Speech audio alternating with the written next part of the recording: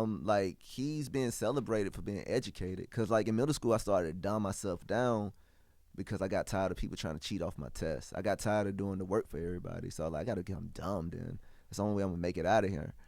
But like with Aaron McGruder, like nah, he was being super smart, and like it was weird because like I was told I wasn't black for being too smart, but then I got this person exceeding, and I'm like, okay, cool. I can be black and smart. I don't have to be dumb. I don't have to just fight every day. I don't have to, man. I don't have to do just dumb shit. I don't have to fail. Yeah, I don't have to fail. I don't have to fail. I'm glad you said I don't have to fail to live, and that's a weird thing, right? Like I don't know. It's 'Cause weird. We're so great. We're conditioned to fail by losers. That's crazy. I never looked at it like that. Oh my.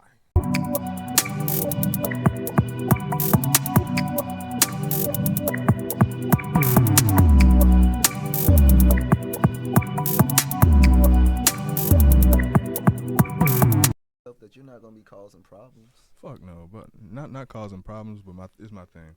For the most part, like for instance, Johannesburg. Like I romanticize Johannesburg like a motherfucker. Like I wanna even visit Soweto. Yeah. Just for the history, Mandela and everything. Like I Right. want to visit that. And like I'm not gonna cause trouble, but the motherfuckers that's like there, be like, okay, he's a tourist.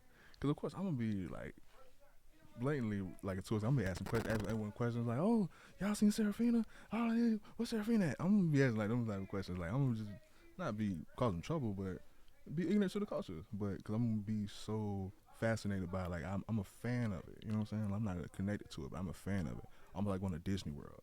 You know what I'm saying? So it's That's like, cool, so it's like the motherfuckers that selling shirts, yeah, they $20, or they $50 instead of 10. You know what I'm saying? No, I Like, do get that. you know what So, I'm saying? question: So, if someone gave you a ticket right now to go, would you take it? the way planes are crashing, no. Get on the mic. check the places at the time is now. This is the lunch table. You got your boy Savo in the building. I have a special guest. Yo. Balance Universal, man. We got he's an artist, DJ, vibe conductor. What? Introduce yourself, dog. Yo, I appreciate that. Yo, the name is I am Balance Universal, and that breaks down to be you. That's it's a very simple message. I just want the world to know that they have everything within already. You just gotta be yourself to vibe in this crazy world. Man, that's the whole thesis and summary at the end. Cause I was gonna say, man, what's your overall theme? I think you just want people to be yourself. I was gonna end it. You started with that, but you did the right thing. But I already had that in the notes because definitely I can't compare you to anyone. Doing research, I'm like, this guy is the epitome of an individual. You know what I'm saying? He is himself. So let's go ahead and dive into it, man. Balanced Universal. Yes, sir. How did you get the name? For one, explain your name. And then let's dive into your roots a little bit. Okay, bet. So the name Balance Universal, it started after a time. My first rap name was simply J Miles, cause my J Miles. yeah J Miles, and this was before I became a J Cole fan. So Okay. you know, Okay. but I had a homie by the name of Larry. We're good. I'm just you know what I mean. Paranoid. Larry, talk about him. He was a grade A rapper, man. This dude can freestyle albums, you dig? And I was a writer, you know. I just like writing stories. I used to my first fame to claim was like writing Boondocks fan fiction. Going back to what you were saying just then about niggas that can freestyle albums, that's like one of the skills, like niggas that can like between the legs dunk. Yeah. Like East Bay dunk. Like, damn, I wish I could do that. Yo, word? I would love to between the legs dunk and be able to I freestyle can an teach album. you how to freestyle, yeah. I mean, I can, but the quality that I would want it to come out the first time, just like the niggas that just can, like that can Lil Snoop it. Mm-hmm. That's why niggas are fans of like people like Lil Snoop, R.I.P. But yeah, that was the whole sentiment. The people that's like that, it's like, damn, when they're gone, it's like, wish the world could have experienced you, I bro. get that. They just get tapped into their flow state. Because I can't tell you, like, I freestyle all the time. Mm-hmm. And I do that to, it's just, one, it's the practice. Mm-hmm. So it's like, my best freestyles is when the right energy in the room. And So- is it also like a a way to stay authentic when you do record, like to stay in the moment or stay present, or to capture where you are at that time? Oh, when I'm recording music, I rarely freestyle. Oh, Yeah, I just like I like freestyle in front of crowds. oh, and people. I thought you were saying like actual like recording or freestyling actual album. No, I just knew like my homie though. Yeah. Like even though he didn't freestyle albums, but like He could. if he he was wanted. that good. Yeah, that's what I was Like, getting at. Like, yeah. that good. Like, I don't even that think I'm skill. that good. That's what I'm honestly. getting at. Like people that Yeah. can do that is like almost like, damn, you can dunk from the free throw line. Like Yeah. that astonished.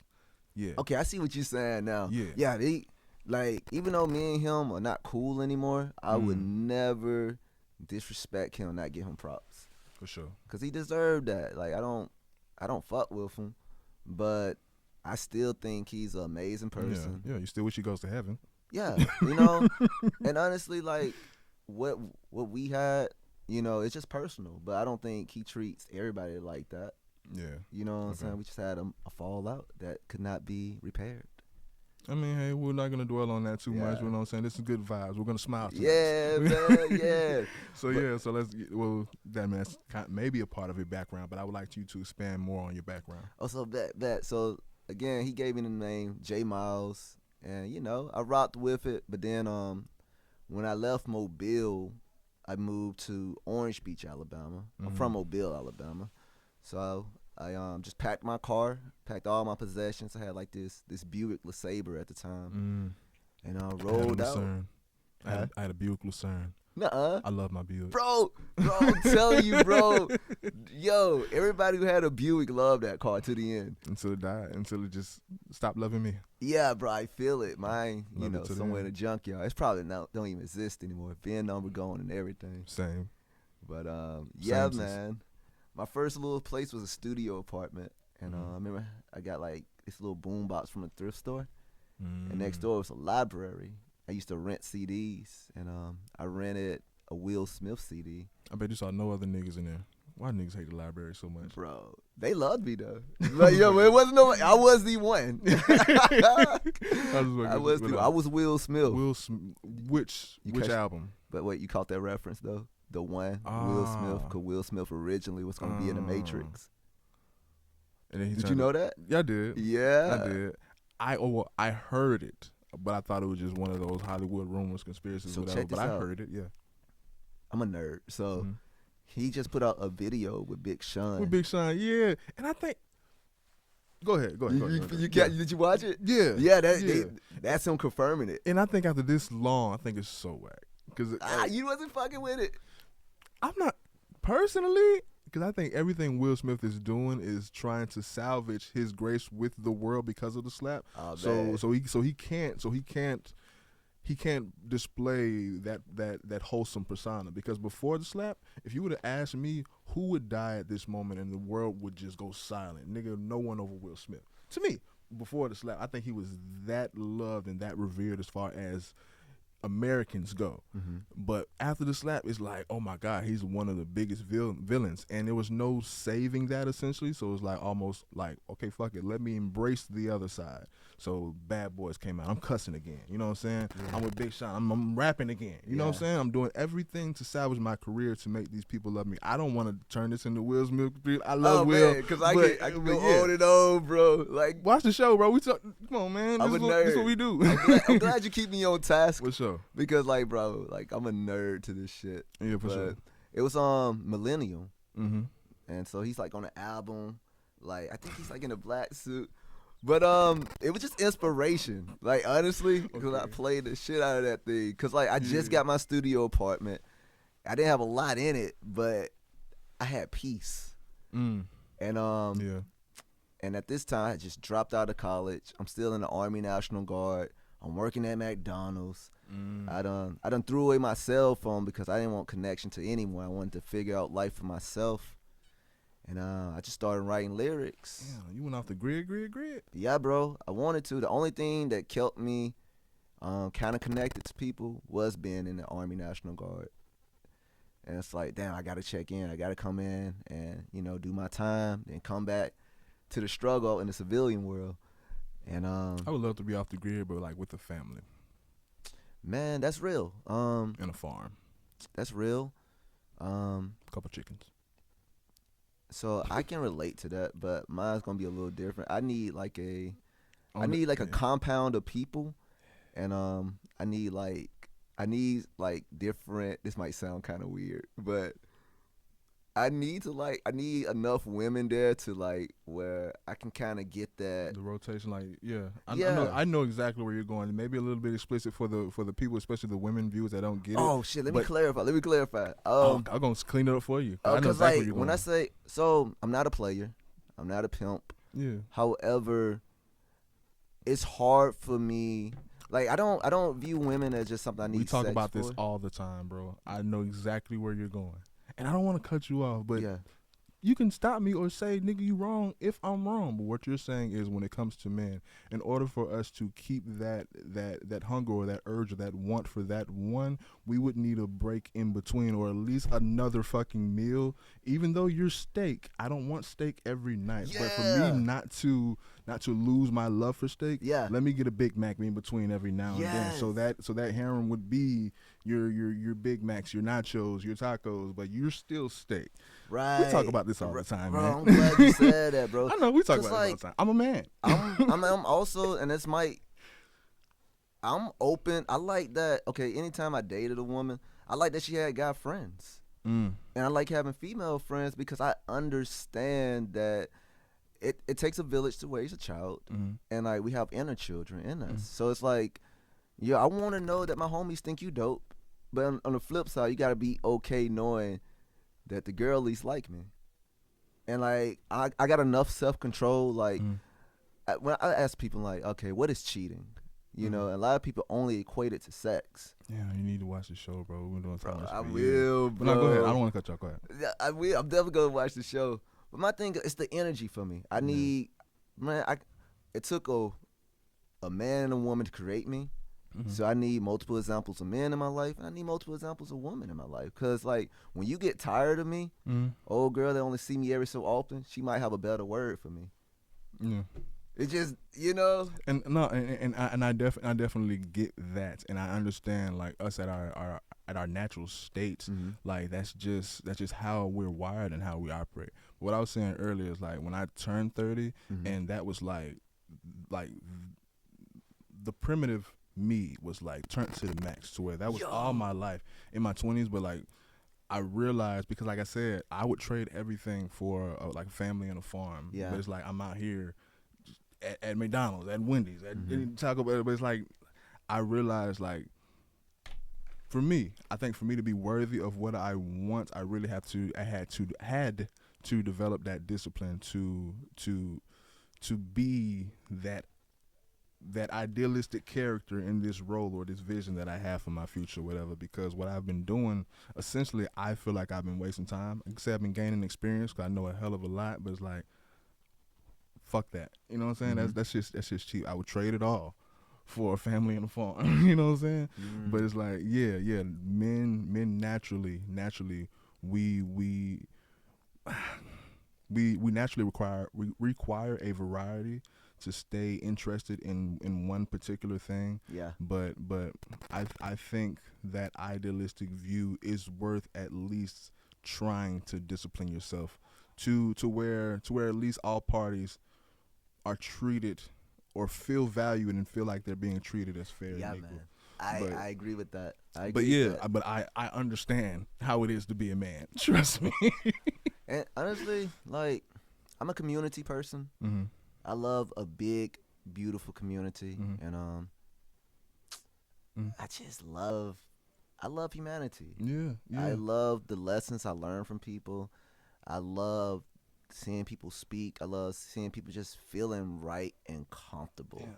And I can connect too much, and by going this ride, it's like I'm like steamrolling over other questions. But yes, aiding to what we're talking about. Yeah. Because going back to your name, Balance Universal, I feel like because you were saying one of the questions is regarding just being in charge of your own universe. Like I feel like every person is a universe. You can say every person is a library. So yes, it's so much to be learned with like the advantage of having more than multiple people is you have so much different views of life and knowledge and reference books. You know what I'm saying? Right. So yes, in that aspect, for sure. And I'm the exact same way. Yeah. This is my only thing is that it's Okay. like, yeah, I'm that, but I'm so primitive. It's like I want my village for sure. Like I would love to have a village, but I want it to be my village, and I want to provide for my village. So I feel like, big facts. if you're able to provide for that village, Yeah. yeah, cool, because I want them to be my women. These are my kids. This is my the she shed we have down there that we turned into a grow house. Mm-hmm. That's mine. Mm-hmm. You know what I'm saying? All types of shit. But this ain't my interview. I'm sorry. Go ahead. Bro, I'm just enjoying the dialogue, man. Like, Yeah. bro. That's the show. This ain't an interview. We talk. Yeah, man. Okay, well, snap. So back to the story. When I was writing lyrics, I wrote something about balance. Mm-hmm. And to me, that word illuminated. And so I circled it with red ink. And then what I heard within myself is, you need to call yourself balance. And I was like, all right. Literally just like that. Just, all right, cool. That sound dope. And So was it just balance, or did the universal come in later on? Universal came later on. Okay. So at this time, I don't practice Christianity anymore. Mm-hmm. But I was a practicing Christian. And at the time, I want to say I was more like a nomadic Christian, because I was on an adventure exploring the various sects of Christianity. Were you barefoot a lot? Nah, I wasn't, nah. But believe it or not, down the street, there was this place called the Barefoot Believers. And I'm glad you brought that up, because what I understood was like, my thought of the Holy Spirit was like this superpower that we all gained, right? And because we gained it, it destroys any room for it destroys any Come room. more in the frame for me a little bit. Oh, I Come got more you. in the frame. Yeah. It destroys any room for like this weird disagreements. Like everyone should be one. Like it removes race, gender, this, that. That's what I thought the Holy Spirit was for within Christianity. But then when I started visiting these other places, like, dang, I don't want to. I'm not gonna. I already said it. Name. I feel a little bad. But Barefoot Believers, when I went there, I thought it was gonna be all love, and it wasn't all love. They couldn't. I'm like, you should be able to see the Holy Spirit in me. But they didn't see the Holy Spirit. They just knew they didn't know me. So it was confusing. I was like, nah, they just don't have it. But I feel like I don't know. I'm for sorry it. being intrusive, but I feel like, because of course I'm embedded in Christianity as well, but I'm an evolved human being, and I feel like we're all on this one rock, and we have different beliefs of what's up there at the end of the day. But I definitely feel like when it comes to religion, when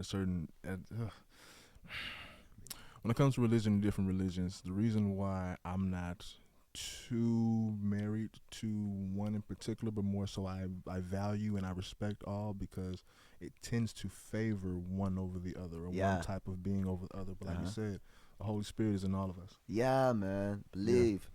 So at the time, I was definitely going to church a lot. I was going to all kinds of churches. It was like this beautiful adventure. It's like, let me go to this church, see how they act. Let me go to this church.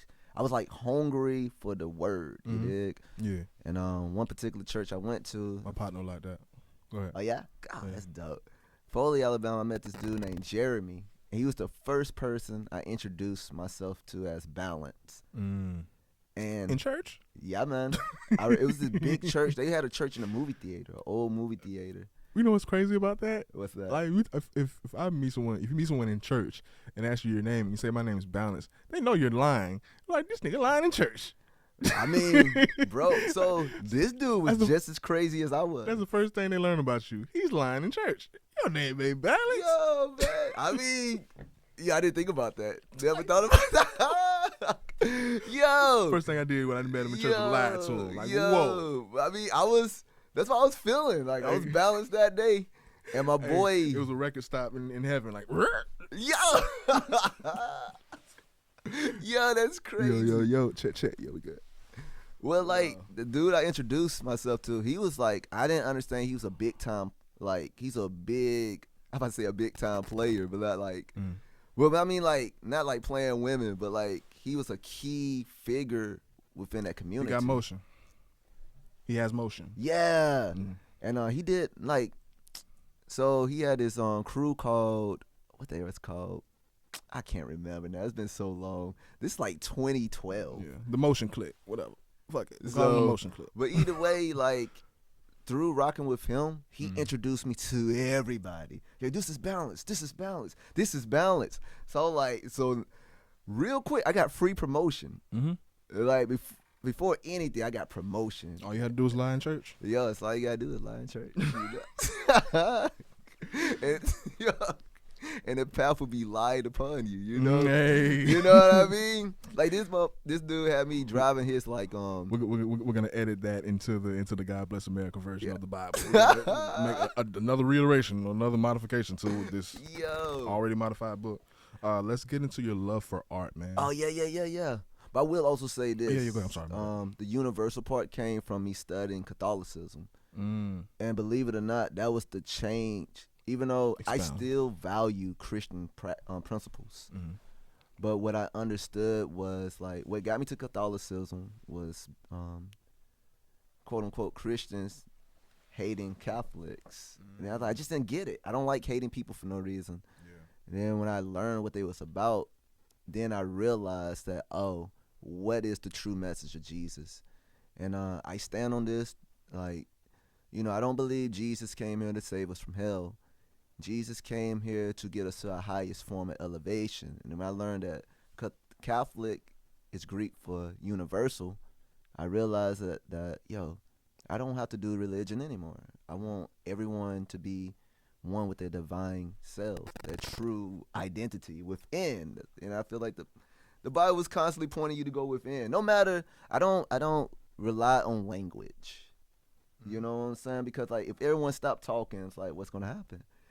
You know, we have to go back to the primitive version on us. You know what I'm saying? Like I can sit here and use all the words I want to, but if you don't feel it, you know what I'm saying? Like that's the conviction. The conviction is what makes you move. Like so rather I call it God, call it Allah, call it this, like, you know, the Bible said like you would know the fruit, you know? You know, you gotta you would know it. You know, you know someone by their actions if they're real or not. You know what I'm saying? If you're genuine or not. If you got love, you got hate. Some things are just very black and white. I know it's a lot of gray area, but some things are black and white, you know. And that's what I live by. I don't get caught up in I'm gonna scoot down a little bit. Come over just a little bit. oh yeah, down. yeah. Yeah. That's So- good. So you can stay in the frame. That's gonna bug me later on. I got it. So I don't even debate religion anymore because like I don't have time. I'll talk about it here and there because it's part of my story. Mm-hmm. But now I understand that like, you know, God goes beyond my human understanding. Yeah. You know. And of course I use my platform to definitely convey and just project my views, but I always I preface and also in the back of my mindset is, Lord, if I'm wrong, please don't strike me down. I'm sorry. Bro, facts. No, I get it though. Like real talk. I understand, man. Growing up as a kid, Yeah. it's like, oh, you lying? You gotta 'Cause get you- struck by lightning. Yeah, just cause you're so embedded. Yeah, and I did not want to get struck by lightning, you know, but My other co-host here.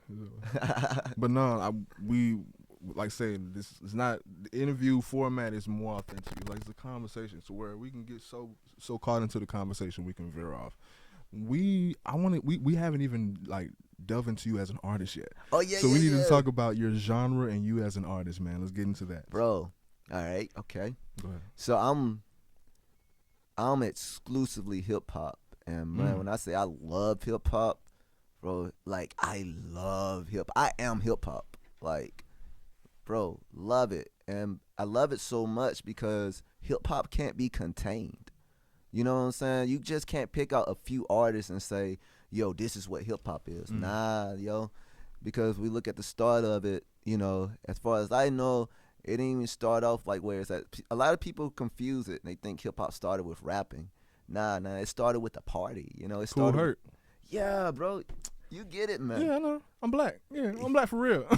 But I hear you. Are you offended if I say you give me Yasin Bey vibes? No, because like that's funny you say that because that song, it's a song where he said like people ask what's the state of hip hop, and he said hip hop is gonna be whatever we are. Bro, Mm. I study Most Def, man. Yeah, you give me Yasin most Bey, vibes. bro. Yeah, I you give me love most. him, I fuck with bro. most. I fuck with most. And like, growing up in Mobile, Alabama, a lot of times, growing up when I grew up, we got limited to like, Mhm. Boosie, Webby, Lil Wayne. And you go before that, No Limit, Hot Boys, and Lil Wayne still in that. But it's Okay. like anything outside of Okay. that at Mobile, like I remember in high school, someone grabbed my my iPod, and it was on Lupe Fiasco and Common on there. They was looking at it. It's like, yo, where's Ti? Where's this? Where's that? Like, yo, I'm tired of listening to this. Like Yeah. at this time, I just discovered like Lupe Fiasco. He got Kick Push. I think Superstar was coming out Yeah. when I had an iPod. What's up, brother? Yeah. Trey? Yo, I've seen you play at Pacific Harbor. Yo, you're amazing, bro. Like your skill lives rent free in my mind because I'm like, yo, this dude got it, yo. Like seriously, bro. Trey the Creative, bro. You are creative, bro. You are amazing, and Tell him, bro. bro, you have no idea. No, well, when I say you have no idea how like reels of you pop up on my Instagram. I'll just sit there in awe of how good you are. You take me to a whole nother world. You make me want to create. This is why we post more. That's how you gain fans. Yeah. We're still at the level where we have to do everything ourselves. I get that. So I get that. So I try to be that person for him as I need a person for me to try to. Yeah. So I see the help that one needs as I Yeah. needed that help myself. I'm like, let me help him. Mhm. I get it. It's always easier to do that. It is. It's easier because that's why I do it for you. It's easier than to do it for myself. Well, I do it for myself already, but yeah. And also because what we do, I believe in what it is that you do, and what you do is good. Yeah. You know what I'm saying? And it's good Yeah. content, so it's easy to get behind it and be like, It can't be no bullshit. yeah. That's You exactly. ain't got nobody coming back to you saying, oh, you like this? Cause like he just said, bro, like he fuck with you. I'm like, bro, Bro, like yeah, you, man. yeah, you guys, yeah. Like, bro. But this is your interview. Oh yeah, man. Y'all vibes are so good, man. We good. But so like with my music, I don't limit myself to a style of sound because Mhm. hip hop is expressive and it's experimental in itself. You got Planet Rock, but when you got Planet Rock, you got people like with the jumpsuits break. Rock, Yeah, man. So what you're saying is as far as to the genre question, you're hip hop, but you're not confining hip hop to say that's a certain genre, but that's just a culture and an eclectic collection of things. Yeah, man. Because You're like kind of cheating on that question. well, cause so sometimes I rap, I fuck with you though, sometimes I sing, sometimes I do spoken word, sometimes I just let the music float. and it's all elements of hip hop. Yeah, So I man. get what you're saying. So and it's cool because like I lean on being a performer, an MC. I move in the crowd. That's what like I play the little games, the streaming games, the internet games. But what I look forward to doing is being in front of people on that stage because that's when I really get them. It's like because once I'm on that stage, I just go into a whole nother zone. Because in my art is confidence. So Mhm. like I don't wear my confidence. I am my confidence. So it's like I can go somewhere, like I can sit however I want to sit. I can wear wherever I want to wear because it's like I've already tapped into my world. And so when I bring it on stage, you're going to get what you're going to get. It's not changing because this is my time to shine and I'm taking you to a place. I'm elevating now. I see hip hop. I still believe hip hop is elevating. And it's like, so not only am I taking you higher, I'm going higher because I'm leaving the room. There's a ride. You taking us along for the ride. Yeah. As you're ascending. Yes, man. I feel it. I fuck with it. If you tap in with it, that means you about to go higher, not because of me, because you felt the frequency and you allowed yourself to be moved. I'm gonna ask a question to build off of that. Of course, Yeah. it's a part of the questioning. I said I'm not necessarily gonna go in order because I'm gonna stay within the flow of the conversation. So if I have to get bits and pieces of the actual the question that we have, I'm gonna do that. But going back, we kind of touched on it earlier, but the quote was embracing your own universe. Yeah. because you were just saying that, I believe embracing your own universe is just being true to who you are and accepting your own individuality, and that may be what it is. If that is cool, but would you like to just expound on embracing your own universe? Oh, so embracing your own universe is allowing yourself to be quiet and go to that place within you that's beyond the thoughts that's constantly coming to your mind, because I don't believe we are our thoughts. We observe thoughts that come to our head Mhm. and we choose to act on them. Already I probably had 1,000 thoughts went through my mind. Mhm. But it's like with that universe within, when I go within, I have a blue room within me. And it's so chill. I go in there, it's jazz music playing. It's a vibey. It's a whole vibe. When I go there, no one knows I'm in there but me. Most people have to escape to get there. And Use some form of escapism or some type of vice to get to that right. blue room. And it's a blessing, like you say, you just naturally have that, and we're able to just naturally tap into it. So, because for some people without those vices, we just want to chop a bitch head off. I totally get it. And so I'm no longer, I got there. I wouldn't say it was just, I feel like we all have it. It's our divine right. And because how the world is, the world comes and by the world, just these forces come and steal that from us. Mm-hmm. And by stealing it, it tricks us to thinking we can't have it. So, you got to go through this to get this. Like it's certain things I've been blessed to unlock within myself. I remember someone like, oh, you don't do LSD? Well, how did you get there? And I was confused because I'm like, what do you mean? He thought I could only get there through LSD. That unlocks something. And I'm not saying you can't get there through LSD, but to tell me that is the only way, it's like, nah. Yeah. I pretty much I try to study the effects that LSD have on others and try to understand that and just think about life. I'm an objective thinker when it comes to life in general. So I kind of get it. And we're given that, we have it as kids. The imagination is so powerful. If we look at everything that's going on now, the screen time taps directly into our imagination, and from our imagination you get creations.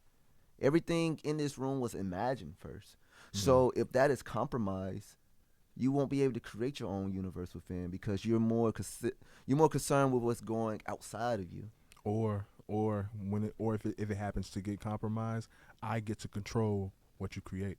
Yes, that is facts, bro. 1,000% facts. And like my mom's still alive. My mom is a beautiful warrior. Mm-hmm. My mom was the first warrior I seen in real life. She made things happen, Unfortunately, my biological father wasn't able to do what he could do to have a son, and I'm not mad at him. So my mom was the first warrior I've seen. My grandma, another warrior. My auntie, another warrior. The first warriors I seen were people that was supposed to be nurturers. Yeah, that's a lot of our realities, man. Like for my family, we're very women led. For the most part, like I said, I got some real nigga uncles, but for the most part, they still answer to up top. I understand. And up top man. is still the queens. I understand. So yeah. Unfortunately, my mom, she taught me how to read and write. She really made that investment in me. Mm-hmm. She really invested in my creativity, and to invest in a child's creativity is teaching them how to create. Yeah. So I think I answered your question. And providing more than one ways to create, because motherfuckers feel like on a certain way, certain couple of avenues to create or to just invest in, and like I'm not good at either one of these, so I ain't shit. But like, nah, young man, you have so much more that you can. Yeah, man. We're limited in the hood though, man. To an extent. We want to go to we want to be Kobe. So I say to an extent. Yeah, for sure. So like, I don't completely believe that. Because only reason I don't believe that, because like there's so many people in the hood that are providing avenues out, and sometimes those people don't get the credit because like when I was in the hood, I didn't even know I was in the hood. Oh, for sure. We were just like a couple weeks ago. We went to Truman On, bro. We were like at a speak event. Yeah, we spoke. So like when I was in the hood, I remember like someone teaching me how to dance. I didn't know I could dance. They came to my class. and taught me how to dance. And I don't know who these people are. And it's like, What year was it? it was like I was in the second I'm trying to grade. guess. I want to guess the dance. So the song was "Everybody Dance Now," and it's like, all right, y'all, we're gonna do the lawnmower. It's like, I was like, and we was over there doing the lawnmower. This is the sprinkler. I was like, oh shit, okay, but it was just fun, and we were just moving. Oh, and also we was taught how to garden in the hood. I was taught how to garden in the hood. That's a skill that I want now. And like I was taught about different birds in the hood. We had black people teaching people how to swim in the hood. Like, so it's like a lot of times, man, like these people that do these services, they get forgotten, man, because like because people are quick to talk about the overwhelming bad, but it's like, what about the people that show up and don't get paid? You know, that's giving their time to like teach these kids how to swim, teaching arts and crafts, giving you these options. But we get addicted to these. Even back then, they say screen time. Now, screen time was real back then. It was just the TV. It's worse now, yeah. It's worse now, but it didn't start now. Yeah, of course. And like back then, the TV was programming us of who to be. You know, I remember constantly looking at the screen. It's like it's called programs. the programs, you know. And but it's bittersweet because, you know, from those programs, I also learned manhood. You know. Yeah, bro. Like all I want to be is a mix between James Evans and Philip Banks. Yo, so I wanted to be a Power Ranger. Oh yeah, I wanted to be the White Ranger first. Yeah, I Yo, did, the I Red did. Ranger for me, bro. That was the White 'Cause Ranger for me. He got the Pink Ranger, bro. He got the girly. But the White one was the leader. I Bro, always wanted to be he the was- leader. Bro, he was I, the truth, I bro. always wanted to be the leader. Tommy, that was his name. I Yeah. would never forget.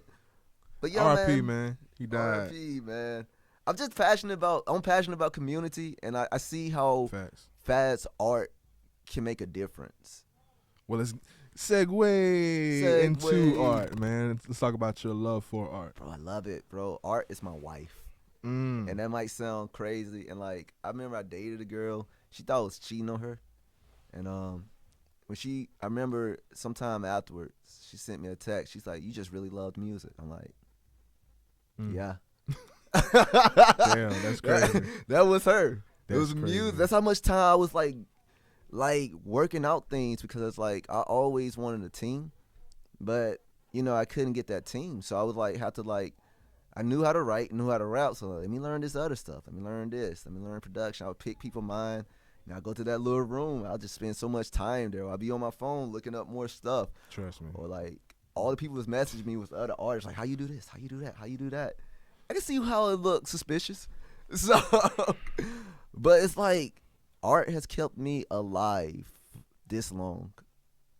So, yeah, what's up? Not yet.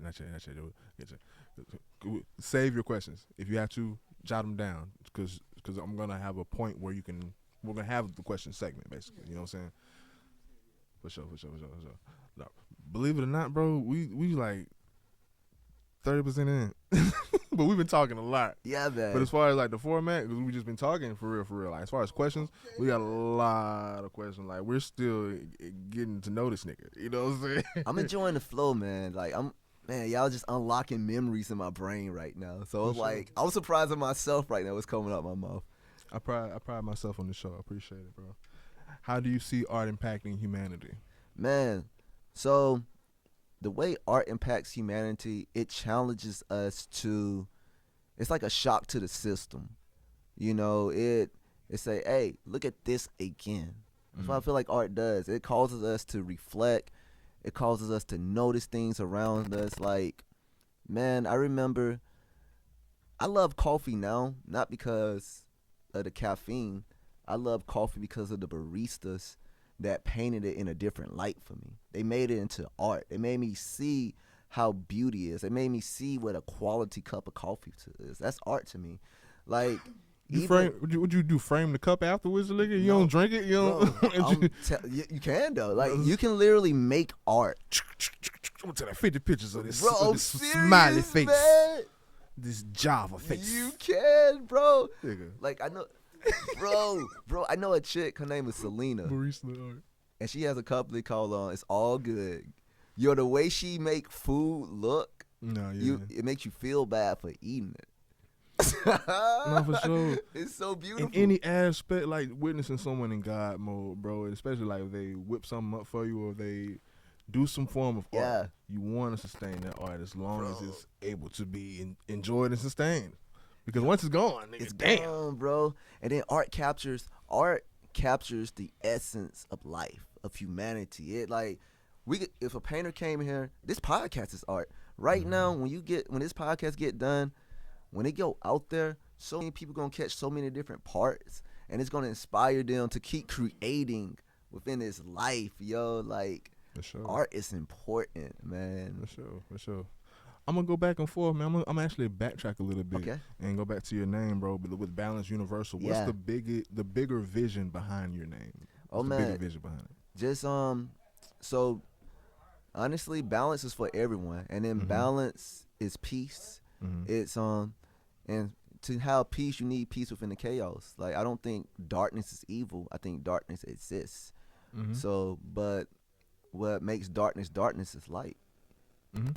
And so, but when they're at peace with each other, they're not competing against each other. They're creating something beautiful together. And I believe that everyone has beauty within them. So it's like, again, like when I say balance universal, like it's also to keep me honest, because I want to do my best to let everyone know that, yo, beauty is for you, peace is for you, a life that you want to live is for you. So just be you, because it's already in you to do. You don't have to keep trying to be somebody else. For sure. So balance universal, yo, it's for everybody. And I try to I feel like my art, Mhm. anyone, if you allow yourself, no matter where you're at in your life, you can resonate with it because Mhm. you're human. What role do you believe? What role does creativity play in shaping the future, in your opinion? Yo, it's everything. It's everything, because creativity, it's problem solving. It's predicting things. It's me looking at this situation. Like if I had a son right now, Mm-hmm. or if I had a daughter, I'm gonna look at my kid. I'm gonna try to view strengths and weaknesses, and I'm gonna see what they're good at. And already I'm imagining, how can I create a better life for this kid, right? And that's where I feel like you always got to make room for creativity. A lot of times we get caught up in systems, and systems are necessary, and they also come out of creativity. But systems are meant to be changed. They only meant to go for so long until we able to create something better. Cause like look at right now we going the AI wave, Yeah. which was created. So So I have it's something to say to that. Well, it all ties in to what I have to Yeah. interject. Basically, with systems and AI, I want to say people succumb to systems because it overall provides a way, or it appears to provide a convenience. At the end of the day. yeah, And people just want to be lazy. true, bro.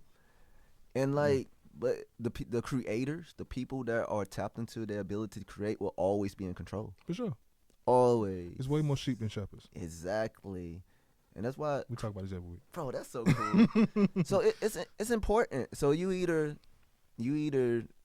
find, like you talk about individual, you either find the creativity in you, Mm. or you're gonna constantly be living a life that somebody create for you. Mm. And I'd rather create my own life. And people get so brainwashed into this system to where they feel like their individual self isn't suffice or good Yeah, enough. man. So like, okay, I have to go here Yeah. to change and become dumb. Yo, really, man. You get what I'm saying? 'Cause we I- had a combo earlier. I but yeah. do get Yeah. it, man. I remember when I didn't have to I remember when I can just style myself. When I didn't have to when I didn't have to rely on the trendsetters to tell me I look good and something. Yeah. That was a nice feeling in my life. And like, when the standard wasn't so expensive. yo, really. And I got a friend Oh my named God. Josh. Levi's, the Levi era? Yo. Oh, Jesus. Take me back. Bro. Oh, my God. And what's weird is like, it's funny you say Levi, because isn't Levi back in? I have no clue. Bro, I don't growing know. up, Levi was I be not wearing in, sweats, yo. dog. I be working It too was much. not in. Champion was not in when I was growing up. New Balance. Oh, was not in when I was growing up. Those was like signs of poverty. Now I'm over here thinking about a new pair of New Yeah. Balances. I need a new pair of New Balances right now. Yeah, I remember when Right fucking T-Pain now. was like apple butter jeans. What he said something about the Reeboks. I was like, people still wearing Reeboks?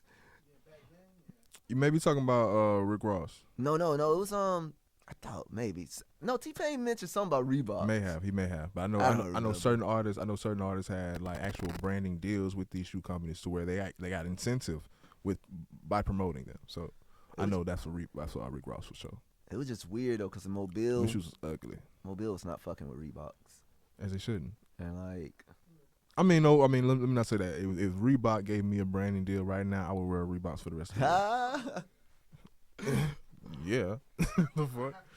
What? Motherfucker? Yeah. The only shoe you'll see me in is Reeboks. I have a complete collection of other shoes, but yeah, you'll see me in Reeboks for sure. yeah, man. If they gave me like $3 million. What? What Nigga, run it. did y'all see that experiment they did though? When like they took this I think it was like a Payless. I'm just gonna say Payless. They took it, changed the name, and all the shoes in there they put a higher price, and their sales went up. Yeah. Same shoes. It's not the shoe. It's not the product. It's the prestige that the product somehow represents. Oh, this is expensive. It brings prestige. When people see this, they know that this isn't whatever. This isn't New Balance. This isn't Reeboks. This is $1,500. But thing is, no one would know though in this case study because they don't know this. They just manipulated the situation there. But as soon as those shoes leave that, you have to tell everybody. That's the whole point. You able, like I said, they can tell it like, motherfucker, you don't know. These are $1,500. Like, you're stupid. Like, yo, you're stupid. Yo, we're crafted But that's everything. to That's be everything, liars. bro. Like that's everything. All this shit that we pay so much for is like shit products, bro. Yeah, man. That Timberland hat. Oh damn. But no.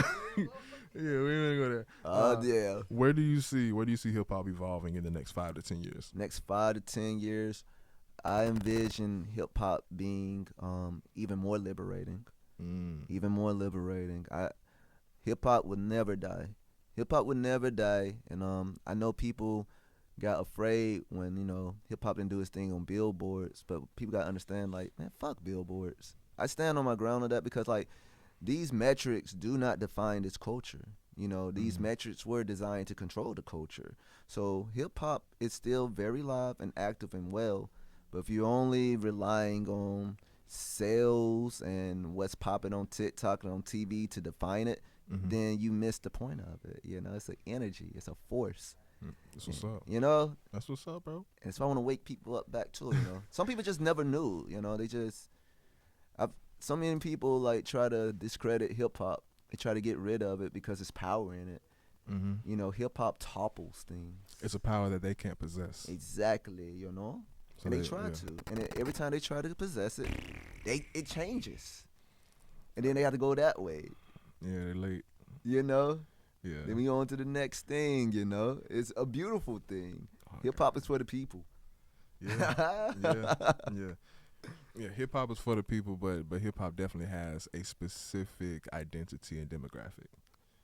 I feel like as far as its origin and as far as like witnessing it, okay, you're like, okay, that's it. A lot of people and a lot of other beings or demographics can prove that they are of it or know of it by being around them or what may spew out of their mouth, what they may know. But for the most part, as far as identifying it, it's a certain type of people. Yes, I agree 1,000%. Yeah. I agree 1,000%.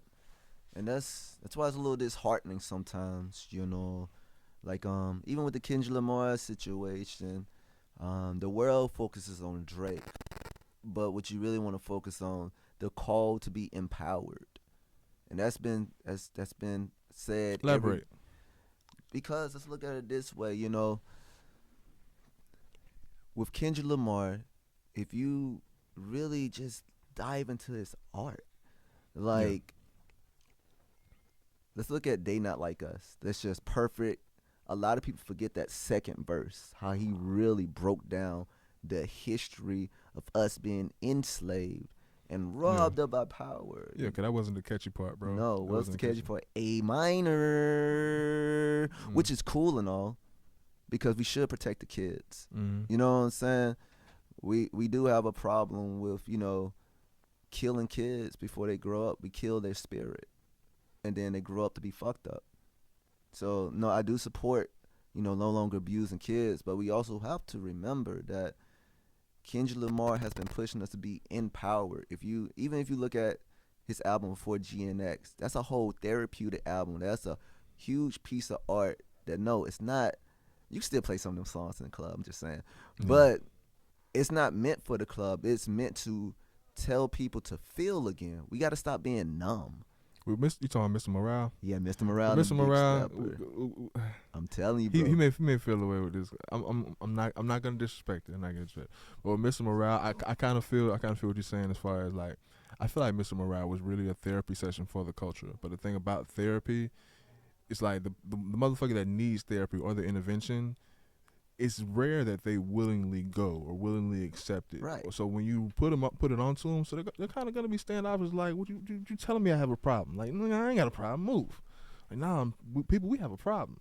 And the people that have a problem, they don't want to hear that they have a problem. They want to turn up and say fuck Drake and not like us and crip walk on his tombstone. Right.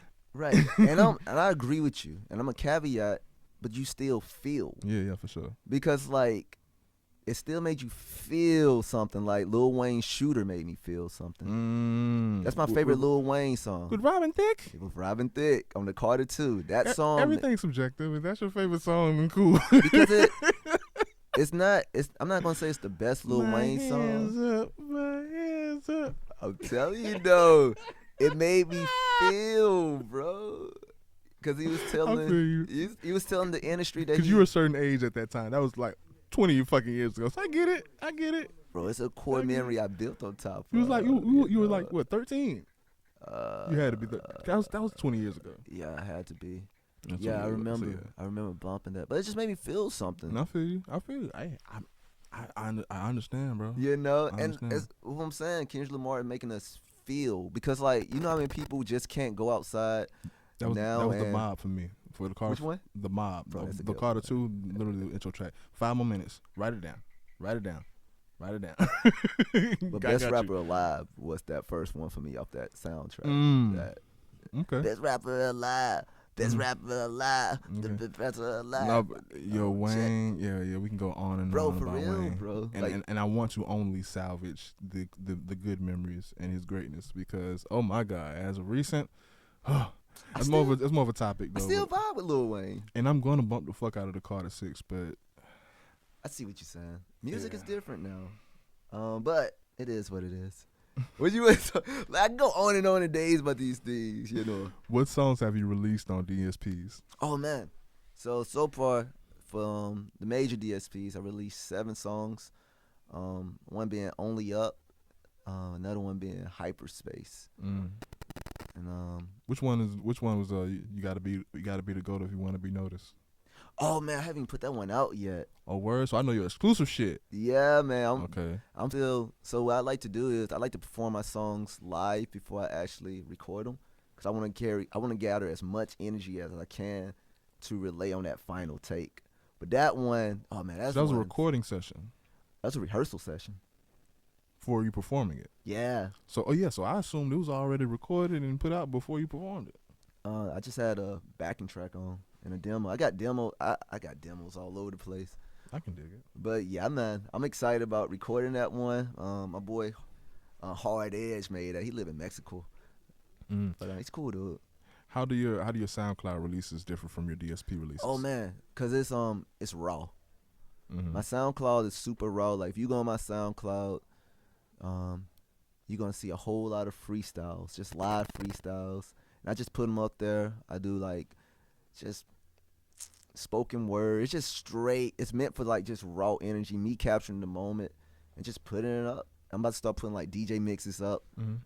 It's just showing the authentic art side. And when I put stuff on DSPs, that's me just playing the game, really. When you do release that art, and it can be on both platforms or on one other than the other, is there a specific theme or a message that you want to get out to the masses? And with that, what I'm really asking is, are your DSPs more so the artistic side or the message side that you're trying to get out, and the SoundClouds is just pretty much the vibe, or is it all art, all the theme, all the message for you? I feel like both are all art. Okay. Both is all art. It's because I feel like I'm still me no matter what, and like I want to show people so many sides of me to let them know that they're not alone. Like even like with Hyperspace, it's a song about me trying to balance out. No, you go. It's me trying to balance out being in love with a woman, Mm-hmm. but also being in love with my dream or what I think is my destiny. Trying to figure out like, can you even go with me on this? Will I be able to outlast this? Shannon Sharp, I watched a lot of podcasts. He Yeah. was on it's called Nightcap, him and Ocho. Yeah. And they connected and actually correlated to this particular to this reality, because he was saying if you basically you have to sacrifice to put your all into one thing. Yeah. And he had to sacrifice his marriage for his football career because Right. he couldn't be great at both. Mm-hmm. He's like, either I'm going to be great at football and a horrible husband, or I'm going to be a great husband and horrible at football. So Right. one had to go. It's a real thing. And that's just scary. It is, man. Trust Yeah. me. I know. I Yeah. totally know, you know. Yeah, for sure. But we have some questions, man. We have some questions from the crowd. Hey. Take it away. I just wanted to say that earlier you guys were talking about how the memories, and you were speaking about your favorite Lil Wayne song. Yeah. I was just also thinking about how too that's the reason why Drake can never really like fully disappear, Mm-hmm. because after so many years, I've come to realize he has a core memory in everybody's mind Right. of when they've heard a certain song of his for the first time, Right. and how that song made them feel. So I just wanted to say that I really liked your response and your thoughts on that earlier. Also, I wanted to ask, has there ever been a time where you have fallen out of love with music or with your creative process, or, you know, because like any actual relationship, no relationship is honky-dory 100% of the Right. time, you know? So if this is, it's like a roller coaster. It goes up and down. So how does that, with your relationship with being creative and with music, with hip-hop?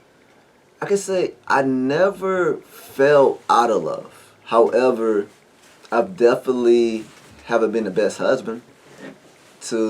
If I'm looking at, you know, my love for music, that's the best way I can like describe it. Like, I'm forever locked in with it. But you've always you haven't always been fully committed. Correct. Like I've chased money first before. I'm chasing respect first. Like this sense of validation. Cause like I've always been known as an artist, which is cool. And it's like art has always. It used to just be therapy for me. Like, you know, I gotta make this money. It's like, oh, can you write me a story? Can you write me a letter? Can you write me a poem? You're really good at it. So I always knew I was good at it, but I didn't see it as important. Mm-hmm. You know, it was just like, it was something that could make my life easier. It was a bargain tool. Like when I was in the military, if I needed to make my soldiers' life feel a little better, I can just write them a letter and change their life, because I'm ensuring that, like, yo, I notice you. I see what you're going through, and I'm going to write it so whenever you're going through a hard time, you can read this and you know that someone sees you. You know, I remember before I even thought I can turn this career, like, I recorded a song for a friend. I rehearsed it, and I got the perfect take, and I sent it to her. And it changed her life. I remember the first time I learned what a miscarriage was with my friend. She had one, and I felt so moved to write her something for that. And she hugged me, and I was like, "Why are you hugging me?" I didn't really know how to deal with emotions then, but I knew she felt something. You know, it's like, so for me, like, art has always been beneficial for me and those around me, and even when I didn't realize how important it was. But when I did, it was like, oh, I gotta do this no matter what. I realized it kind of late, you know, because I'm 33 now, but it's like, yeah, I value it more. So I hope that answers your question. Yeah, sure. You speak highly about writing, rather it be a song, a note, a letter, a poem.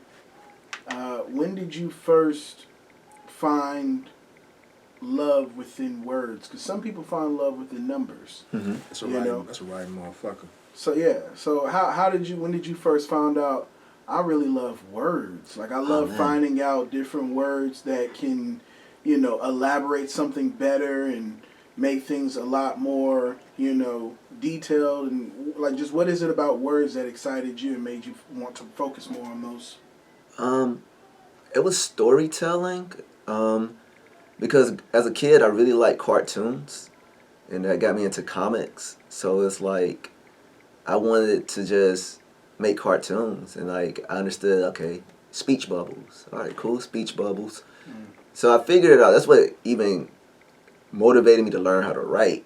But the life changing part was when I was in the 7th grade, and so that's middle school, and like the first time my friends ever took me serious was in English. We had to write a story, and I wrote a story about us. It was this whole mystery, and it changed the way they looked at me. For the first time ever, like, yo, that's actually good. At the time, we just janking each other, always joking and stuff. And then when they saw that, it made me look at writing differently. It made me want to get better at it.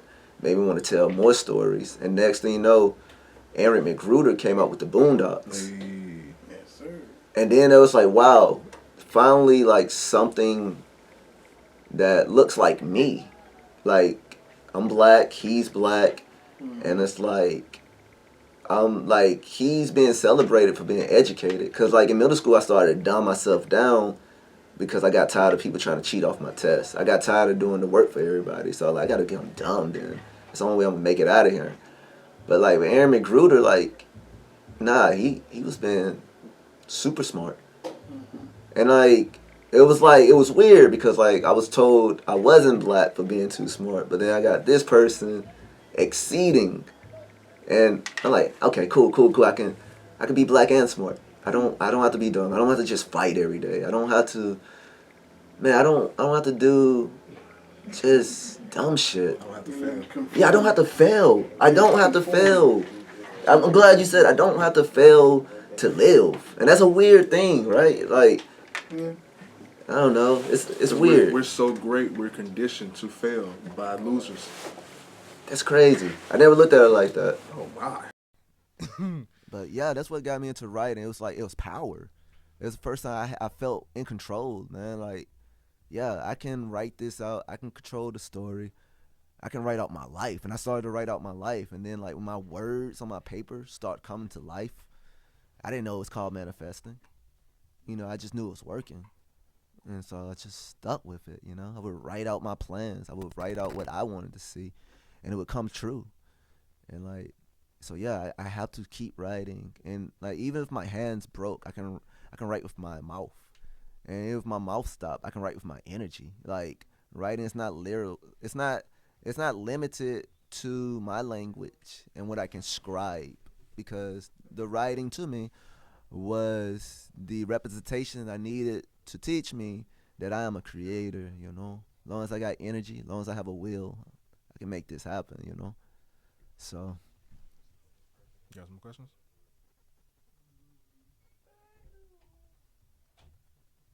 How long have you been doing music now? Did I ask that? No, I'm about to say, go ahead. I think That's some shit I was supposed to ask, like, initially, but we got right into, like, heavy conversation. since And by doing music, I mean like how long have you now been like doing it very consistently? okay, I'm glad you asked that. That's better. You've made it like you almost can't go a week. Okay, cool. You haven't sat down and have done something musically to help progress yourself and your art. Okay, since 2019. 2019, because it was a pause somewhere because I didn't know what I was doing. But I feel like 2019 was when I got serious. But before that, I was still doing it as a hobby. So do that count? So if I consider the hobby part, I mean, it may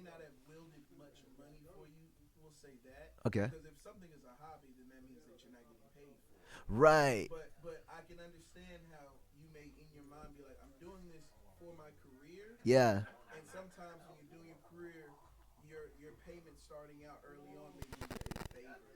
Yeah. Instead of finances and within communicating and networking with people. That's how you get paid early on. Yeah. Instead of actual physical money. Yes. Sidebar: they're not gonna hear this part because of that. Oh. So only because like with this past interaction, I'm gonna have that audio playing because of that. So just keep in mind with if you happen to be in the midst of a question and that happens, that's not gonna be in my content. So yeah. Do we need to run it back? No, Oh, you're okay, perfectly okay. fine. You're perfectly fine. It's just like the last little bit that you just said, I'm probably gonna cut out. But everything else is good. You're fine. Restate my question a little bit there at the end. Wait till they done. I mean, I don't want to say it you can't talk, but try to time it to where if we hear it, let it be to where he's talking, so I can have that audio running. Yeah, no, you're perfectly fine. You're perfectly fine. Hello? Do you remember what he was saying though? Yeah, I do. I Alright. do. Cause yeah, he gave me more clarity on it. So really, it's about 2013 then, because that's when I was putting myself out. Like, I told myself that Same. the world is my stage. So I would just walk up on people and start freestyling. Like, hey, you want to hear me rap? I would go like anywhere where there's a microphone. Mm-hmm. I was just in love with it. Kind of like, yeah, I was just in love with it. Like, I remember I went to like this country club and they just had, it was an open mic. I'm like, yo, can I do my thing? They just looked at me. I was like, yeah. I just went up there and started freestyling. I got a standing ovation. And so it was like, I don't know what I'm going to do with it, but I like it. And I liked it so much. Like, payment wasn't even a consideration. A career wasn't even a consideration. I just knew I loved it. And it was like, the ability to just do it felt magical. And I felt like I had this thing that people wanted. And it's like, well, I got it. So let me use it. I don't know. And like, I was just like, people just love me freestyle. Like, to this day, like, I remember a kid came up to me. It's your free throw line dunk. It is. I remember a kid came, he's 20 now at the time. It's like, yo, I remember you. You freestyle at the basketball court. It's fire. I was like, this kid, you like a grown man now. He was like this small. And so at the time, I didn't really want to make it into a career. For sure. I just loved it. And like, I didn't want to stop doing it because I saw it impacted the people around me. So that was my payment. Like, people being blessed with it. And I was like, oh, I don't have to make it to do it. Yeah. So it's powerful. I was like, I'll let the people who want to be in the industry, and I'll just handle this down here. That's what it felt like. For sure. You know?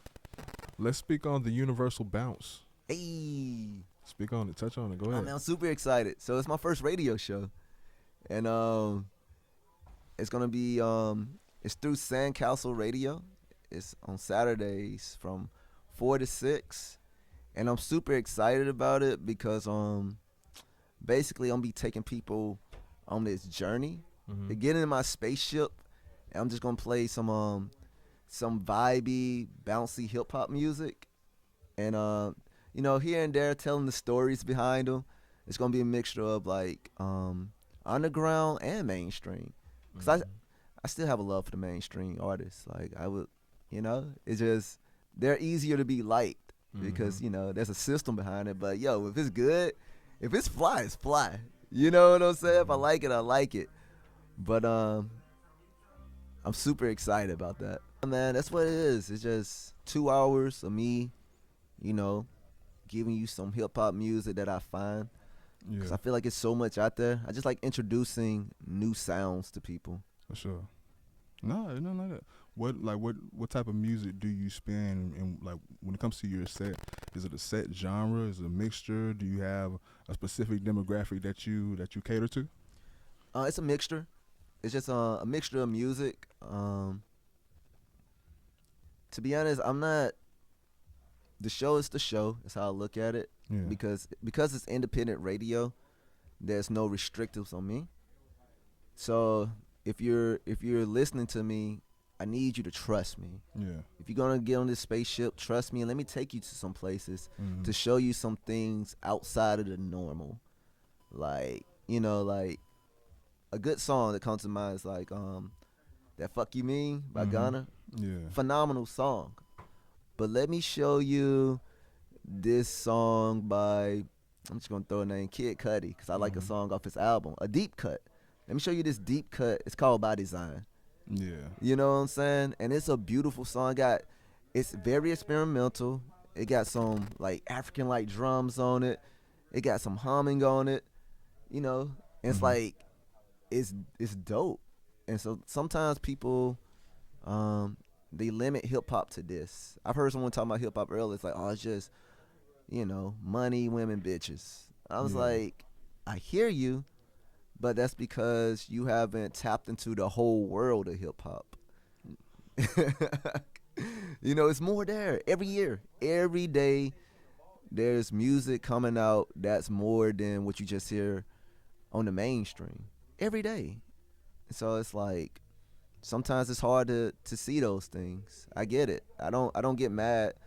I just show people what else is out there because I feel like that's my duty as a practitioner of hip hop to not let the culture die. No, for sure, for sure, and that's very, very vital because, like I say, a lot of people just play what the machine tells them. Yeah. That's what's up. That's what's up. Nothing wrong with that, bro. And even Keep gonna going. go back to the Kendrick and Drake situation. One thing that's beautiful about that is how it's showing even more the music industry Yeah. and how it works. You dig? Bots are real. These streaming forums are real. And like we shouldn't feel bad about our art if something ain't popping on social medias when you can buy those things. You can buy followers, you can buy likes, you can buy attention. But that should not validate your art, who you are, who you is as an artist. And I appreciate that.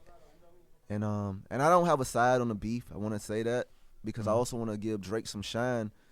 Before this situation happened, Drake told us what the Grammys was. Yeah. So let's not even when we have ugly moments, I do my best not to forget the great moments. Yeah. Because that's where grace come in. Yeah, you might, if you see me fucked up, but if I did something good for you, please remember the good and show me some compassion. Mhm. But if you just throw me away because I have a fucked up moment, it's kind of fucked up. No, no, I get that. Really quickly, man. It's gotta messed up, yo. You got Really quickly, bro. Give me your top 5, Top 5? dead or alive. Top 5. Fortunately, they're all alive. Mm-hmm. Number 1, Andre 3000. Number 2, Lupe Fiasco. Number 3, Jay-Z. Number 4, Method Man, and number 5, J. Cole. I fuck with that. Yeah, I like that you usually push. Yeah, Lord. I like that you didn't have to think about it too long. As you just push that shit out. It's almost as if you had it locked and loaded and ready to go. Yo, cause I think about it every day. Mm. If you would have said top 10, I got a top 10 too. Like honestly, but The tradition is 5. okay, I was We're gonna saying leave it like at 5. the Mount Rushmore. give me 3 things you can't live without. Oh man, 3 things I can't live without. My spirit, genuine connections, and wisdom. Mm. That's what's up. That's what's up. That's what's up. If you were stuck on an island, what are I'm gonna switch it up. What are 4 things that you would bring with you on an island, and not 4 different women that you can?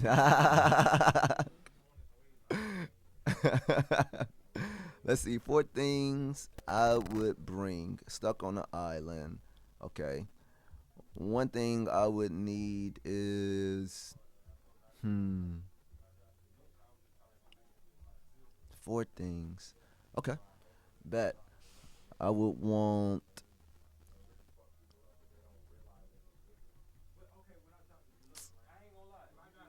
a knife. like a really good knife. No, bump that. I want a really good multi-tool. So with that multi-tool, it got to have a really good knife on it. You know, so I need me a multi-tool. Cause you can fish, you can kill, you can Yeah, hunt, man. everything with that. So I need that multi-tool. Need a multi-tool. I definitely want a pair of good boots, a real good pair of boots, like really good boots. You saying some essential shit. Yo, it's essential because like if I'm on an island, it's gonna have all the essentials there too. So let me just have some Like, stuff to make it easier. I'm for on me. I'm on some shit like a lifetime supply of Krispy Kreme type shit. Like, Oh, so I'm trying my best to like not cheat. You know, like a lifetime. Yeah, hey. I see what you said. I'm Like, on an island. I want. Hey, yo, no, for sure. bro, for sure. I've lived outside before. This shit is rough. So, No, for sure. Give me that Starlink. you know what I mean? How many was that? That was 2. Okay. Next after that, yo, let me get an easy start. So let me have hell yeah. Let me have like a djembe. I want a djembe. That's a drum. Okay. You know, a djembe. I'm gonna have to and, look that up. Yeah, man. It's a hand drum, and you sit it between your legs and you. It's not. No, a djembe. That's initially. I'm like, ain't no gym on the island. I was like, yeah. Yeah, A djembe. a Like, djembe, I can yo. take pictures and shit. Like the flex. After we just killed this shark. Yeah, shit. And last but not least, flint. I need to create fire, So yeah, man, I feel like I can create a new life on an island along with those things. And the djembe is like for music, spiritual practice, keeping me sane so I can hopefully use this sound to tap in with whatever spiritual guides I need to get me through this. Cause however I got here was crazy. If I'm on this island, Really quickly, bro. Hey, give me your shout outs, bro. And within your shout outs, bro, shout out whoever that Pensacola rock and roller guy is. Oh, you talking about Stuffy? Yo, Is that his Stuffy name? is dope. Stuffy, With the guitar? yes, he's one of the realest people I ever met because it's like he also make toys. Like he build toys, and like I'm a fan. I'm a fan of people. Like I feel like there's celebrities. You're a celebrity right now. When you told me your story, I'm already a fan, bro, because it's like I feel it, I see it, it inspires my brain, it makes me want to do something. Yeah. Celebrity, and that is celebrating those around you. So it's like I'm a star, but what's a star with all this constellation? Surrounded around stars, and Stuffy is a star because instead of just giving up and quitting on life, he takes his emotions, he takes his pain, he take everything, and so you know what? Life has kicked me enough. I'm gonna take all this shit, bring it in front of y'all, be authentic, and dare you to say something to me. That's what's good. And That's people what's just up. give him applause because they can't believe he go to the places. He like, yo, you actually said it. Like one show, he said, this is a song about me not wanting to be a boy, and me not wanting to be a girl, and me not wanting to exist on this planet. That's a cold start. That's a cold start. So if you don't if you really sit with that, and it's like, dang, what did he go through to orchestrate these words, right? And then it's like, wow, and he still choose to live. And I'm about to say he seems older, so it seems like he has a lot of experiences on Man. that side. But nah, the rest of your shout outs, bro. Yo, man, Need this real time to talk. get shout outs. One, I want to shout out to Charlie Hadley at Cyberwave Studios. Because of him, I learned I can even take music serious. And No, your shout out. you good. Cyberwave, 32-bit cartridge. The first person to start teaching me how to produce and also rap. Shout out to Matty J, 3 The Real, and Snap. And a shout out to my boy Sub Frequency. He's on the way. He's gonna be a fire DJ, yo. And Honore is on the way too, man. Honore is dope. And CC Store sucks, bro. I probably should be shouting out forever. This is okay, the bet, point. bet. This is the point where you get Yo, your shout outs in. Sissy at CC Store sucks, and with they mom, with Kevin and Harley, awesome Pacific Kava, amazing people. creating a hub where creators can go create and feel comfortable.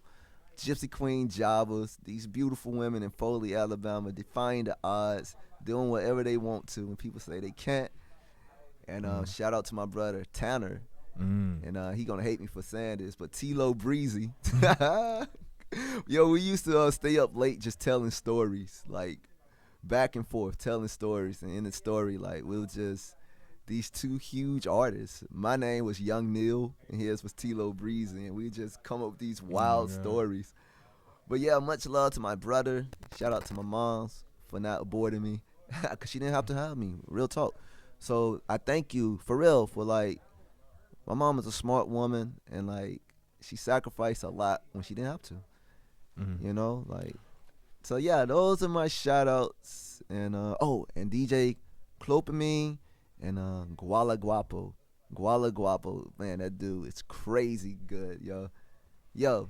So yeah, if anybody else didn't get a shout out, I love you.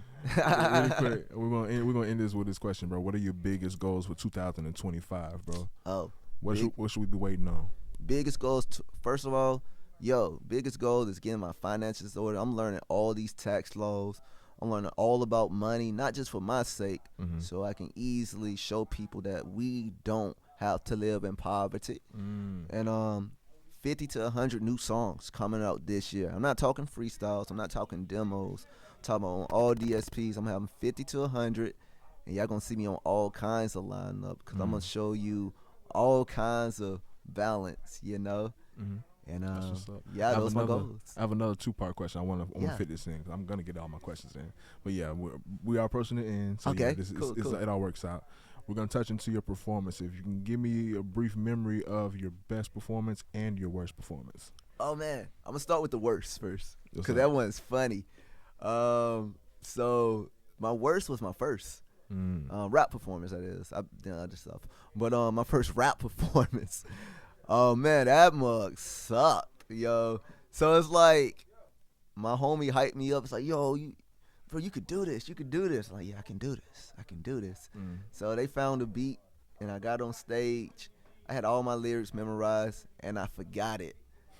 So all I was doing the whole time was like, hey, yeah.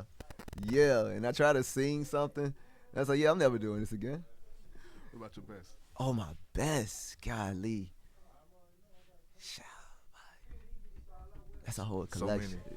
So many. So man, one of your best. Man. Okay, the first one that come to mind, I used to work for this club called the Cats Meow. And I know it's a karaoke club, but like we had a DJ and I'm the MC on stage. I got to keep the party going all night long. Really, it's from daybreak to not daybreak, like evening to night. So we talking 2 o'clock, and St. Patrick's Day, yo. And like we created this whole set, and like I mapped it out in my brain what I'm gonna do. And then my homie was like, yo, you should get them to do the little river dance. I'm like, bet. So then we played the music, and then I'm like, all right, y'all, happy St. Patrick's Day. You know what? I need everybody. You got them do that shit? Yo, I was saying, I need y'all. I can't remember the name of the dance, but when I told them, like, what's that? I'm looking at them like, why y'all told me that? I'm like, they're like, yo, demonstrate it. And you got them do that shit on, some Rick and Morty shit? I did it. Do the Rick dance. And then they started doing it. And then, like, I was in better shape then. I probably can do it now, but not like this. Don't do that. So I jumped off the stage, spent, landed on the floor, then started doing it. The whole room went crazy, yo. The presentation. Yo, and it's like, in that moment, bro, it's like if that was the last moment of my life, that would have been a way to go out. And fortunately enough, I can say I've had so many more moments, special moments like that, where it's like, I was able to like bring life to the room. And like, the best thing about being a performer, it's not just about me performing, it's like allowing people to also perform with you, because they feel like, oh, creating the vibe, man. It's a beautiful thing. All right, bro. Well, I appreciate you blessing us with your presence. It's going to be always a blessing having you, because I predict this is going to be a start of a recurring, you know what I'm saying, appearance. You're welcome back. You have a seat at the table officially now, man. Anything you want to close out with? My next EP coming out. It's gonna be coming out in March, called Unbothered, and it's gonna be my first one for the year. I'm excited. to get that to y'all. It's gonna be a journey that you're gonna love. That's what's up, bro. That's what's up. Overall, did you enjoy yourself? Man, I loved it, man. That's Y'all what's are amazing, beautiful people. That's So what's I up, bro. appreciate y'all. Hey, the places of the time is now. Stay tuned for more. This is the Lunch Table. Oh, oh, oh, oh, oh.